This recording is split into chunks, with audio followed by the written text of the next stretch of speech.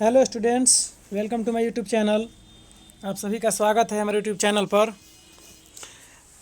अब आप लोगों का जो एग्ज़ाम होने वाला है फाइनल क्लास 10th का, वो टाइम लगभग नज़दीक आ ही गया है।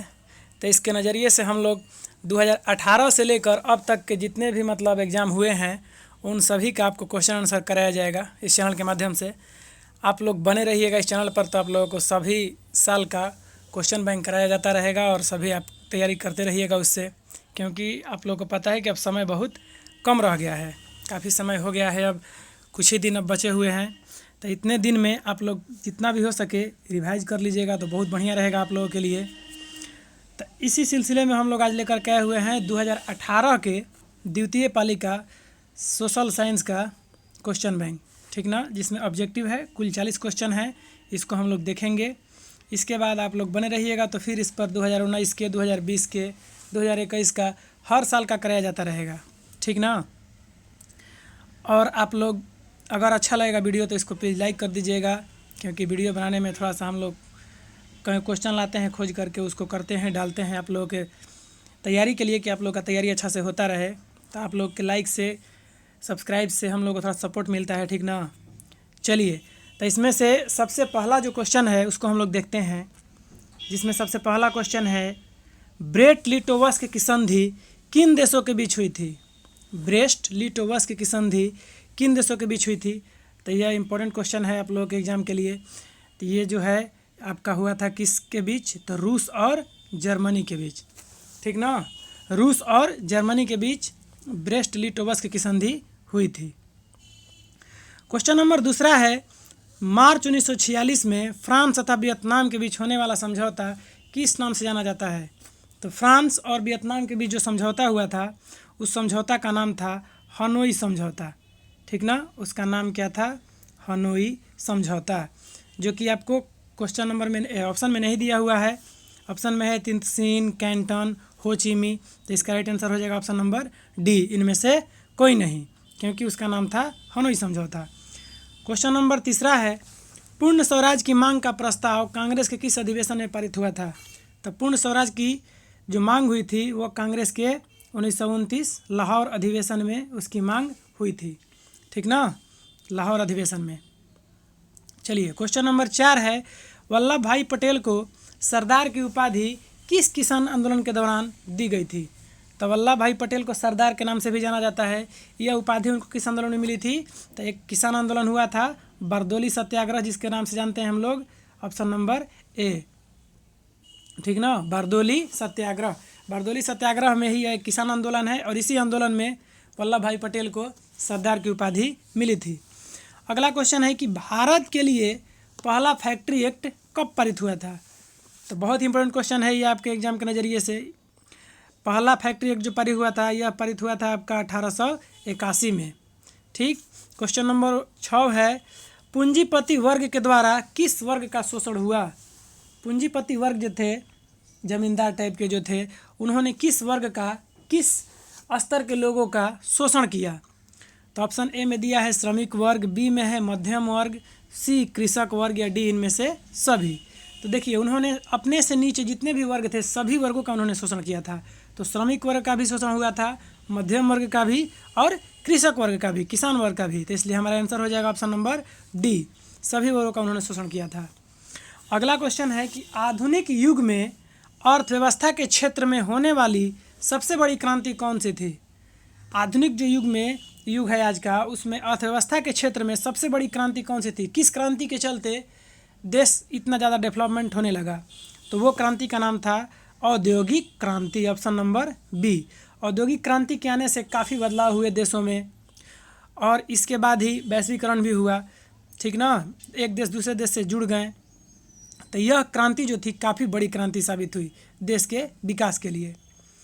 क्वेश्चन नंबर 8, क्वेश्चन नंबर 8 है भूमंडलीकरण की शुरुआत किस दशक में हुई। तो भूमंडलीकरण की शुरुआत किस दशक में हुई थी, तो 1990 के दशक में हुई थी। क्वेश्चन नंबर 9 है गुटेनबर्ग ने सर्वप्रथम किस पुस्तक की छपाई की। तो यह बहुत ही इंपॉर्टेंट क्वेश्चन है, यह हर साल लगभग पूछ ही देता है कि गुटेनबर्ग ने सर्वप्रथम किस पुस्तक की छपाई की। तो गुटेनबर्ग ने बाइबिल की छपाई की थी, इसको आप लोग याद रखिएगा। गुटेनबर्ग ने सर्वप्रथम बाइबिल पुस्तक की छपाई की थी, जो कि बाइबिल ईसाई धर्म का धर्म ग्रंथ है। अगला क्वेश्चन है कि विश्व में सर्वप्रथम मुद्रण की शुरुआत कहाँ हुई? छापा खाना, मुद्रण का मतलब होता है छापा खाना। इसकी शुरुआत सर्वप्रथम विश्व में कहाँ से शुरू हुई थी? तो छापा खाना हो या कागज़ हो, इसका सर्वप्रथम शुरुआत हुआ था चीन से। ठीक, चीन से इसकी शुरुआत हुई थी। अगला क्वेश्चन है मेंढक के प्रजनन प्रक्रिया को बाधित करने वाला रसायन कौन सा है? मेंढक के प्रजनन प्रक्रिया को बाधित करने वाला रसायन तो वो है एंड्रीन। एंड्रीन रसायन है जो मेंढक के प्रजनन प्रक्रिया को बाधित करता है। क्वेश्चन नंबर 12 है बिहार में अति जल दोहन से भूमिगत जल में किस तत्व का संकेंद्रण बढ़ा है? बिहार में जब अति जल का दोहन होने लगता है, बहुत ज़्यादा मात्रा में जल का बर्बादी होने लगती है, उसका उपयोग होने लगता है, फैक्ट्रियों में उसका उपयोग होने लगता है, तो किस तत्व का संकेंद्रण बढ़ जाता है जो कि आम आदमी के लिए हानिकारक साबित होता है और जो इसको पीते हैं वो एक तरह से प्रदूषित पानी पीते हैं। तो देखिए बिहार में 2 तरह के तत्वों का संकेंद्रण बढ़ा है, एक तो आर्सेनिक और एक फ्लोराइड। लेकिन अगर अधिकतर मात्रा में देखा जाए मैक्सिमम तो आर्सेनिक होता है। तो इसलिए यहाँ हम ज़्यादा जो है प्रधानता वो आर्सेनिक को ही देंगे कि बिहार में अति जल दोहन से किस तत्व का संकेंद्रण बढ़ा है, तो हमारा राइट आंसर हो जाएगा आर्सेनिक। आर्सेनिक का संकेंद्रण बढ़ा है। ठीक ना। अगर आपको क्वेश्चन में आर्सेनिक नहीं रहेगा, इसे तो होगा ही, अगर मान लीजिए आर्सेनिक नहीं रहेगा तब हम लोग फ्लोराइड को देंगे आंसर। लेकिन अगर फ्लोराइड रहेगा और आर्सेनिक भी रहेगा तो हम प्रधानता देंगे आर्सेनिक को। क्वेश्चन नंबर 13 है संविधान की धारा 21 का संबंध है। संविधान की धारा 21 किससे संबंधित है? तो यह जो है यह कहता है कि वन्य जीव जो हैं जितने वह और जितने भी प्राकृतिक संसाधन है, जैसे कि मान लीजिए पेड़ पौधे हो गए, जंगल हो गए, जंगल में रहने वाले जानवर हो गए, इन सभी का संरक्षण किया जाए, इससे हमारा संबंध है संविधान की धारा 21 का। तो हमारा राइट आंसर हो जाएगा ऑप्शन नंबर ए, वन्य जीव तथा प्राकृतिक संसाधनों के संरक्षण से। क्वेश्चन नंबर 14 है बिहार में कितने प्रतिशत भौगोलिक क्षेत्र में वन का फैलाव है? कितने % क्षेत्रफल बिहार में जो है वन है?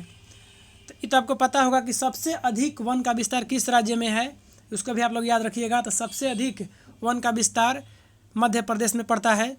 बिहार में ये पूछा है कि बिहार में जितनी भी कुल भूमि है उसका कितना % भाग पर वन का फैलाव है? तो बिहार में 20%, 20% भौगोलिक क्षेत्र पर वन का फैलाव है। ऑप्शन नंबर 15 है एल्युमिनियम बनाने के लिए किस खनिज की आवश्यकता पड़ती है? मतलब एल्युमिनियम हमको किस अयस्क से प्राप्त होता है? क्योंकि आप लोगों को पता है कि एल्युमिनियम फ्री अवस्था में नहीं प्राप्त होता है, स्वतंत्र अवस्था में नहीं प्राप्त होता है, वो अयस्क के रूप में, जैसे लोहा है कि अयस्क के रूप में प्राप्त होता है, उसी प्रकार से एल्युमिनियम भी अयस्क के रूप में प्राप्त होता है। उसको गला करके, तपा करके और तब उससे एल्युमिनियम प्राप्त किया जाता है। तो किस अयस्क से एल्युमिनियम प्राप्त करते हैं? तो उसका राइट आंसर हो जाएगा बॉक्साइट। बॉक्साइट अयस्क निकाला जाता है पृथ्वी के गर्भ से और उससे ही एल्युमिनियम प्राप्त होता है। ठीक ना। क्वेश्चन नंबर 16 देखते हैं। भारत के किस राज्य में सौर ऊर्जा के विकास की सर्वाधिक संभावनाएं हैं? सौर ऊर्जा के विकास की सर्वाधिक संभावना भारत के किस राज्य में है? तो देखिए इसका राइट आंसर जो होगा वो तो आपका हो जाएगा गुजरात। सबसे अधिक सौर ऊर्जा की संभावना गुजरात में है। लेकिन इसमें आपको ऑप्शन में गुजरात का नाम नहीं है, इसमें है असम, अरुणाचल प्रदेश, राजस्थान और मेघालय। तो इस हिसाब से अगर ऑप्शन के हिसाब से आप लोग आंसर मारिएगा तो हमारा राइट आंसर हो जाएगा ऑप्शन नंबर सी, राजस्थान। ठीक ना। लेकिन अगर गुजरात रहता तो हमारा पहला आंसर होता गुजरात, क्योंकि भारत में सबसे अधिक सौर ऊर्जा का संभावना गुजरात में है और सेकंड नंबर पर राजस्थान में है। चलिए क्वेश्चन नंबर 17, निम्नलिखित में से कौन छोटे पैमाने का उद्योग है? छोटे पैमाने का उद्योग जिसको हम लोग कुटीर उद्योग भी कहते हैं, ऐसा उद्योग जो मान लीजिए कि बहुत छोटे पैमाने पर घर में भी इस उद्योग को हम लोग चला सकते हैं, ऐसे उद्योग को बोला जाता है छोटे पैमाने का उद्योग या कुटीर उद्योग। यह अधिकतर गांव कस्बों में महिलाएं समूह बना करके ऐसे उद्योग अपना चलाती है और अपना पालन पोषण करती है। देखिए चीनी उद्योग बड़ा उद्योग है, कागज़ उद्योग भी बड़ा उद्योग है, विद्युत उपकरण का उद्योग भी बड़ा उद्योग है, खिलौना उद्योग जो है यह कुटीर उद्योग है। ठीक ना। तो हमारा राइट आंसर हो जाएगा खिलौना उद्योग, क्योंकि इस उद्योग के लिए ज़्यादा खर्च की आवश्यकता नहीं पड़ती है और यह आप एक घर के अंदर भी इस उद्योग को आराम से चला सकते हैं। क्वेश्चन नंबर 18 है देश में कितने विशेष आर्थिक क्षेत्र विकसित हैं? देश में कितने विशेष आर्थिक क्षेत्र विकसित हैं? तो इसका राइट आंसर हो जाएगा ऑप्शन नंबर सी, कुल 15 आर्थिक विशेष क्षेत्र हैं। क्वेश्चन नंबर 19, बिहार की सीमा में रेल मार्ग की कुल लंबाई कितनी है? बिहार राज्य के अंतर्गत रेल लाइन कितने किलोमीटर तक में है? ठीक ना, बिहार राज्य के अंतर्गत रेल मार्ग की कुल लंबाई कितनी है? तो इसका राइट आंसर हो जाएगा 6283 kilometre, option number A. Question number 20, तल चिन्ह की सहायता से किसी स्थान विशेष की मापी गई ऊंचाई को क्या कहा जाता है? तो तल चिन्ह की सहायता से, समुद्र के तल चिन्ह की बात कर रहा है कि समुद्र के तल चिन्ह से जब किसी स्थान की ऊंचाई को मापा जाता है तो उसे स्थानिक ऊंचाई के नाम से जाना जाता है, ऑप्शन नंबर ए, स्थानिक ऊंचाई। अगला है क्वेश्चन नंबर 21, जब हम लैंगिक विभाजन की बात करते हैं तो हमारा अभिप्राय होता है, लैंगिक विभाजन, लिंग के आधार पर जब विभाजन होता है तो हमारा अभिप्राय क्या होता है? सबसे पहला आंसर ऑप्शन है कि स्त्री और पुरुष के बीच जैविक अंतर। दूसरा है समाज द्वारा स्त्रियों और पुरुषों को दी गई असमान भूमिकाएं। तीसरा है बालक और बालिकाओं की संख्या का अनुपात। चौथा है लोकतांत्रिक व्यवस्थाओं में महिलाओं को मतदान का अधिकार न मिलना। तो इसमें देखिए लैंगिक विभाजन की जब बात कर रहा है तो स्त्री और पुरुष को जो असमान दिया गया है भूमिका, वही हमारा राइट आंसर हो जाएगा। स्त्री पुरुष के बीच जो असमानता हम लोग दिखाते हैं वही लैंगिक विभाजन होता है। तो हमारा राइट आंसर हो जाएगा ऑप्शन नंबर बी, समाज द्वारा स्त्री और पुरुषों को दी गई असमान भूमिकाएं।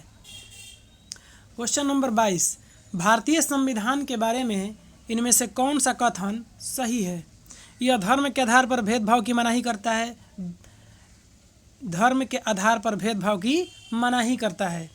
तो धर्म के आधार पर भेदभाव हमारे देश में नहीं है। हमारे देश में, हमारा देश जो है ये एक धर्मनिरपेक्ष देश है, धर्मनिरपेक्ष राज्य इसको बोला जाता है। यहाँ पर हर धर्म को मानने की छूट है, ठीक ना। तो धर्म के आधार पर भेदभाव की मनाही करता है। तो ये बात बिल्कुल सही कह रहा है, क्योंकि हमारे देश में ऐसा नहीं है कि आपको एक ही धर्म को मानना है, अलग अलग आप धर्म को आराम मान सकते हैं, इसके लिए आपको फ्री दिया गया है। तो ये बिल्कुल सही कह रहा है। ऑप्शन नंबर बी है, यह एक धर्म को राजकीय धर्म बनाता है, ये तो गलत है। सी है, लोगों को कोई भी धर्म मानने की आज़ादी नहीं है, ये भी गलत है। एक धर्म मानने की आज़ादी, ऐसा नहीं है कि लोग एक ही धर्म को मानेंगे, अलग अलग धर्मों को मान सकते हैं, इसमें कोई किसी को बंधन नहीं है। ऑप्शन नंबर डी है, महिलाओं को मतदान के अधिकार का अभाव, ये भी गलत है। महिलाओं को मतदान देने का पुनः अधिकार है। तो हमारा ऑप्शन नंबर ए सही हो जाएगा। धर्म के आधार पर यह भेदभाव की मनाही करता है, यह नहीं कहता है कि आप एक ही धर्म को मानिए। क्वेश्चन नंबर 23, सत्ता में साझेदारी सही है, क्यों? क्योंकि ऑप्शन ए, यह विविधता को अपने में समेट लेती है, देश की एकता को कमज़ोर करती है, फैसले लेने में देरी कराती है, विभिन्न समुदायों के बीच टकराव कम करती है। सबसे पहले इस क्वेश्चन को समझिए। सत्ता में साझेदारी, सत्ता में साझेदारी का मतलब होता है पावर का बंटवारा हो जाना। जो पावर होता है, जो हेड होते हैं किसी स्थान के, किसी जगह के, क्षेत्र विशेष के जो हेड होते हैं, तो वहाँ पर एक ही समुदाय को अधिकार न देकर अलग अलग समुदायों को अधिकार देना, ताकि सभी लोगों में यह भेदभाव न हो कि हमारे साथ नाइंसाफ़ी हुई है, सब लोग को कुछ न कुछ अधिकार मिले, हर समुदाय को अधिकार मिले, इसी को बुलाता है सत्ता की साझेदारी। हर जितने भी मतलब समूह हैं, सभी समूहों को कुछ न कुछ अधिकार जब मिल जाता है तो उसी को बुलाता है कि पावर को बांट दिया गया, सत्ता में साझेदारी की गई। तो हमारा इससे क्या होता है? तो इससे होता है कि जो अधिक समुदाय हैं अलग अलग तरह के, उनके बीच आपसी मतभेद नहीं होता है। यानी कि हमारा राइट आंसर कौन सा हो जाएगा? तो डी, विभिन्न समुदायों के बीच टकराव कम करती है। क्वेश्चन नंबर 24 है, वर्ष 1975 भारतीय राजनीति में किस लिए जाना जाता है? तो 1975 में भारतीय राजनीति किसके लिए जाना जाता है? तो इस वर्ष आम चुनाव हुए थे, देश में आपातकाल लागू हुआ था, श्रीमती इंदिरा गांधी प्रधानमंत्री बनी थी, जनता पार्टी की सरकार बनी थी। तो इसमें से आपका राइट आंसर हो जाएगा ऑप्शन नंबर सी, 1975 में हमारे देश में आपातकाल लागू हुआ था। किसने लगाया था? तो इंदिरा गांधी ने लगाया था, ठीक ना, छात्र आंदोलन के विरोध में। अगला क्वेश्चन है, बिहार में संपूर्ण क्रांति का नेतृत्व निम्नलिखित में से किसने किया था? तो संपूर्ण क्रांति को हम लोग जेपी आंदोलन के नाम से भी जानते हैं, जो कि अभी हम ऊपर चर्चा किए अगला क्वेश्चन में। तो इसको संपूर्ण क्रांति के नाम से भी जानते हैं, जेपी आंदोलन के नाम से भी जानते हैं, या छात्र आंदोलन के नाम से भी जाना जाता है। तो इसका नेतृत्व किसने किया था? तो जयप्रकाश नारायण ने, जो कि यह आंदोलन कहाँ शुरू हुआ था? बिहार से, और इसका नेतृत्व किए थे जयप्रकाश नारायण। इसी के चलते इस आंदोलन को जेपी आंदोलन के नाम से भी जाना जाता है। अगला क्वेश्चन है क्वेश्चन नंबर 26, नर्मदा घाटी परियोजना किन राज्यों से संबंधित है? नर्मदा घाटी परियोजना, तो देखिए नर्मदा नदी किन किन राज्यों में बहती है, पहले ये देख लेते हैं और तब जाकर के हम लोग पता कर लेंगे कि किन राज्य से संबंधित है यह परियोजना। तो नर्मदा नदी जो है बिहार में तो बहती नहीं है, तो ऑप्शन नंबर ए गलत हो जाएगा। ऑप्शन नंबर बी में है तमिलनाडु, केरल, कर्नाटक, तमिलनाडु में भी नहीं बहती है केरल में, इसलिए ये भी गलत है। ऑप्शन नंबर सी पश्चिम बंगाल, उत्तर प्रदेश, पंजाब, पंजाब में भी ये नदी नहीं है। ऑप्शन नंबर डी है गुजरात, महाराष्ट्र और मध्य प्रदेश, तो ये हमारा राइट आंसर हो जाएगा। गुजरात, महाराष्ट्र और मध्य प्रदेश, इन तीनों राज्यों से होकर नर्मदा नदी गुजरती है, जो कि आती है ऊपर से, चाइना की तरफ से आती है और जाकर के गिरती है अरब सागर में। तो नर्मदा घाटी परियोजना जो है यह गुजरात, महाराष्ट्र और मध्य प्रदेश से संबंधित है। निम्नलिखित में से किसे लोकतंत्र का प्राण माना जाता है? लोकतंत्र के प्राण मतलब इसके बिना लोकतंत्र संभव नहीं है। तो सरकार, न्यायपालिका, संविधान, राजनीतिक दल, तो इसका राइट आंसर हो जाएगा राजनीतिक दल, क्योंकि अगर राजनीतिक दल ही नहीं रहेंगे तो सरकार नहीं बन सकती है। तो राजनीतिक दल को ही लोकतंत्र का प्राण कहा जाता है। ऑप्शन नंबर 28, दल बदल कानून निम्नलिखित में से किस पर लागू होता है? ऑप्शन ए है सांसदों और विधायकों पर, बी राष्ट्रपति पर, सी उपराष्ट्रपति पर, या डी इनमें से सभी पर। तो देखिए ऑप्शन बी जो है राष्ट्रपति पर, तो राष्ट्रपति तो दल बदल नहीं कर सकते हैं, क्योंकि ये कोई विधायक या सांसद या कोई आम व्यक्ति नहीं है, किसी पार्टी का सदस्य नहीं है। उपराष्ट्रपति भी दल बदल कानून इस पर भी लागू नहीं होता है। तो दल बदल कानून किस पर लागू होता है? तो सांसद और विधायकों पर। ऑप्शन नंबर ए आपका राइट आंसर हो जाएगा। ऑप्शन 29 है question number, Janata Dal United यानी कि जदयू, JDU, जदयू, इसका गठन कब हुआ? चूँकि यह जो पार्टी है इसके अभी फिलहाल में सुप्रीमो कौन है? तो श्री नीतीश कुमार हैं। इस पार्टी का गठन कब हुआ था? तो इस पार्टी का गठन हुआ था 1999 में, यानी कि 1999 में इस पार्टी का गठन हुआ था।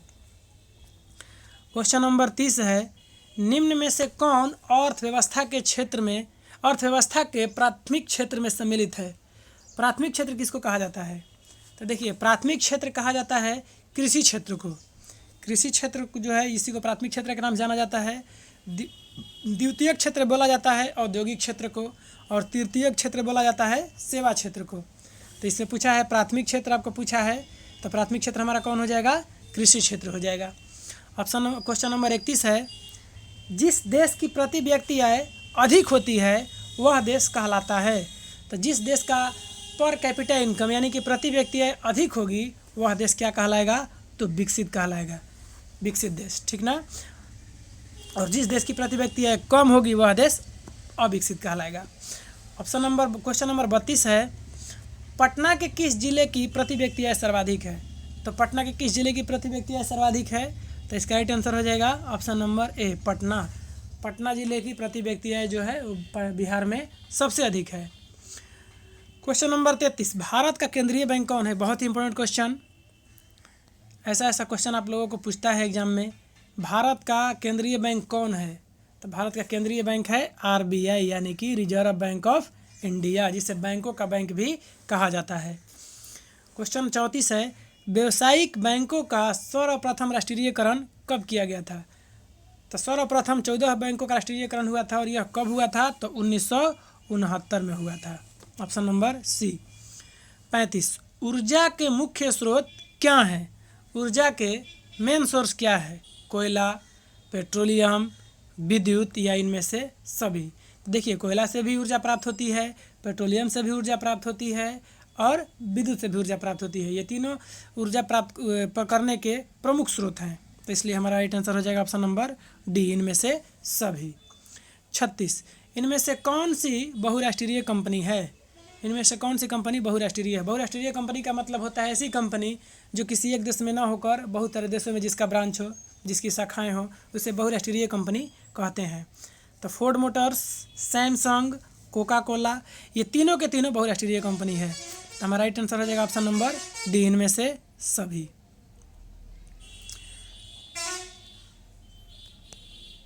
अगला क्वेश्चन है आप लोगों का क्वेश्चन नंबर 37। उपभोक्ता अधिकार दिवस कब मनाया जाता है? उपभोक्ता अधिकार दिवस कब मनाया जाता है? तो इसका राइट आंसर हो जाएगा ऑप्शन नंबर बी, यानी कि 15 मार्च को। 15 मार्च को उपभोक्ता अधिकार दिवस मनाया जाता है। अगला क्वेश्चन है, यदि किसी वस्तु या सेवा का मूल्य 20 लाख से अधिक तथा 1 करोड़ से कम है तो उपभोक्ता कहाँ शिकायत कर सकता है? तो इसके बारे में आप लोग जान लीजिए कि 3 आयोग बनाए हुए हैं, जहाँ पर कि आप किसी मूल्य, किसी वस्तु को क्वालिटी या उसके मूल्य से रिलेटेड कुछ अगर आपको शिकायत करना है तो इसके लिए 3 आयोग बने हुए हैं। एक जिला फोरम, एक राज्य आयोग और एक राष्ट्रीय आयोग। अगर आपको जिला में करना है तो ये जिला आयोग में जो मतलब जितने भी जिला हैं भारत देश के अंतर्गत, हर जिला में एक एक जिला फोरम बनाया गया है इसके लिए। हर राज्य में एक होता है राज्य आयोग, और पूरे भारत देश स्तर पर एक हमारा केंद्रीय है जिसको राष्ट्रीय आयोग कहते हैं। यानी कि हमारे देश में जितने राज्य हैं उतने राज्य आयोग है एक एक हर राज्य में, और एक राष्ट्रीय आयोग है। और जिला के अंतर्गत, राज्य के अंतर्गत जितने ज़िले हैं तो हर जिला में एक एक जिला फोरम है। तो अगर आप कोई वस्तु खरीदते हैं और उसका मूल्य 20 लाख से कम होता है, ठीक ना, ध्यान से जानिएगा इस चीज़ को, अगर उस वस्तु का मूल्य 20 लाख रुपया से कम हो तो उसकी शिकायत आप जिला फोरम में करेंगे। आप डायरेक्ट राज्य आयोग या राष्ट्रीय आयोग में नहीं जा सकते हैं। उसकी शिकायत आप कहाँ करेंगे? तो जिला फोरम में करेंगे। और अगर उस कोई वस्तु आप ले रहे हैं, उस वस्तु का मूल्य 20 लाख से लेकर 1 करोड़ के बीच में हो, यानी कि 20 लाख से अधिक हो, 30 लाख, 40 लाख, 50 लाख, और 1 करोड़ से कम हो, तो इसकी शिकायत आप करेंगे राज्य आयोग में जाकर के करेंगे। और अगर कोई वस्तु आप ले रहे हैं उसका मूल्य 1 करोड़ से ज़्यादा हो तो उसका आप कहाँ पर कंप्लेन करेंगे, शिकायत करेंगे? तो राष्ट्रीय आयोग में। तो ये क्वेश्चन कह रहा है कि 20 लाख से अधिक और 1 करोड़ से कम है, तो आप लोग को आंसर पता चल गया होगा। इसका राइट आंसर हो जाएगा राज्य आयोग। हम लोग राज्य आयोग में इसकी शिकायत करेंगे। अगला क्वेश्चन है, सुनामी का प्रमुख कारण क्या है? सुनामी क्या है? तो सुनामी का देखिए मतलब होता क्या है, अगर स्थल पर भूकंप आता है तो उसे हम लोग भूकंप के नाम से जानते हैं, और अगर वही भूकंप पानी के अंदर आए, महासागरों में, सागरों में आए, समुद्र में आए, तो उसे ही सुनामी कहा जाता है। तो इसका राइट आंसर हो जाएगा ऑप्शन नंबर ए, समुद्र में भूकंप आना। समुद्र में जो भूकंप उठता है उसे हम सुनामी कहते हैं, और स्थल पर आएगा तो उसे केवल भूकंप कहेंगे। क्वेश्चन नंबर 40 है, भूकंप केंद्र के ऊर्ध्वाधर पृथ्वी पर स्थित केंद्र को कहा जाता है? भूकंप केंद्र के ऊर्ध्वाधर यानी कि सीधा ऊपर पृथ्वी पर। मान लीजिए ये पृथ्वी का सरफेस है, सतह है यहाँ पर, अब मान लीजिए कि यहाँ पर भूकंप की उत्पत्ति हुई पृथ्वी के नीचे, तो इसको तो बोला जाता है भूकंप केंद्र बोला जाता है। और जब यहाँ पर उठेगा तो यहाँ से सबसे पहला जो तरंग उठेगा यहाँ पर आएगा पृथ्वी की सतह पर, तो यहाँ इस बिंदु को जहाँ पर कि सबसे पहला झटका महसूस होगा और सबसे ज़्यादा भी, तो इसको बोला जाता है अधिकेंद्र बोला जाता है, ठीक ना। और यहाँ से यह तरंग धीरे धीरे इधर फैलेगा और इधर फैलेगा, तो यह इधर आते आते इसकी तीव्रता कम हो जाएगी। तो सबसे अधिक जो झटका होता है पृथ्वी पर वह अधिकेंद्र पर ही होता है, और सबसे अधिक नुकसान भी पृथ्वी पर कहाँ होता है? तो अधिकेंद्र पर, जहाँ भूकंप का सबसे अधिक झटका महसूस होता है। अब भूकंप केंद्र पूछेगा किसको कहते हैं? तो पृथ्वी के अंदर जहाँ से भूकंप की उत्पत्ति होती है, यानी कि ये आपका भूकंप केंद्र है और ये आपका अधिकेंद्र है। इसमें पूछा है कि भूकंप केंद्र के ऊर्ध्वाधर पृथ्वी पर स्थित केंद्र को क्या कहा जाता है? तो कहेंगे अधिकेंद्र कहा जाता है। तो इस प्रकार आप लोगों का कुल 40 क्वेश्चन का हो गया। अब इसके बाद हम लोग रोज़ एक न एक किसी न किसी साल का क्वेश्चन बैंक आप लोग को डालते रहेंगे। आज हम लोग 2018 के द्वितीय पाली को देखे हैं, कल किसी दूसरे साल का देखेंगे, 2019 के देखेंगे, फिर 2020 के, और आपको एग्ज़ाम तक इस मतलब चैनल के माध्यम से आपको कोई ना कोई साल का क्वेश्चन बैंक कराया जाता रहेगा। Thank you.